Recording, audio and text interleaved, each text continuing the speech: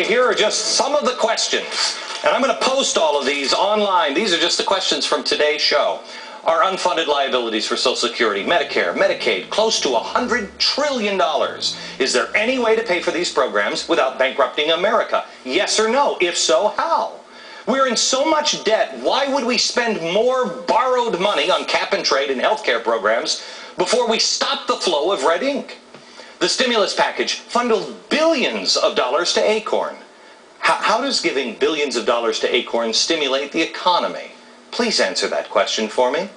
If it was so important for Congress to pass the stimulus bill before they even had time to read it, why has only a fraction of the stimulus money been spent 6 months later? And in fact, when Barack Obama was called out on it, he said to his cabinet members, "You have to speed this up." What did they do? They slowed down.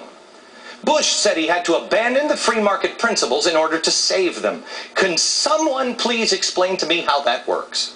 Why won't a member of Congress read the bills before they vote on them? Why are citizens mocked and laughed at when they ask their congressman to read the bills? Was Cash for Clunkers program meant to save the earth or save the economy? Did it accomplish either? How did Van Jones, a self-proclaimed communist, become a special advisor to the president? An ear from the president.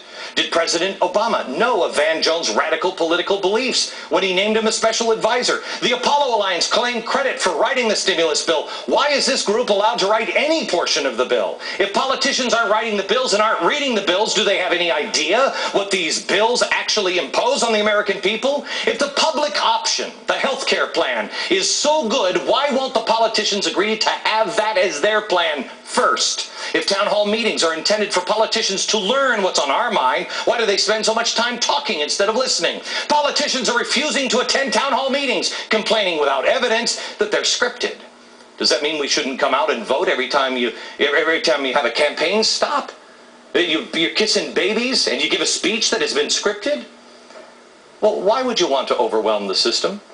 Is using the economic crisis to rush legislation through Congress what Rahm Emanuel meant when he talked about not letting a crisis go to waste? Are the czars being paid? What is the budget for their staffs, for their services, their office?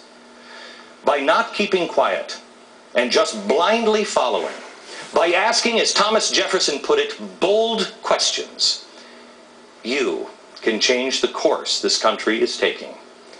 This administration and its allies on the left will do everything they can to make these questions about anything else, about me, about you, about the groups that you might be involved with.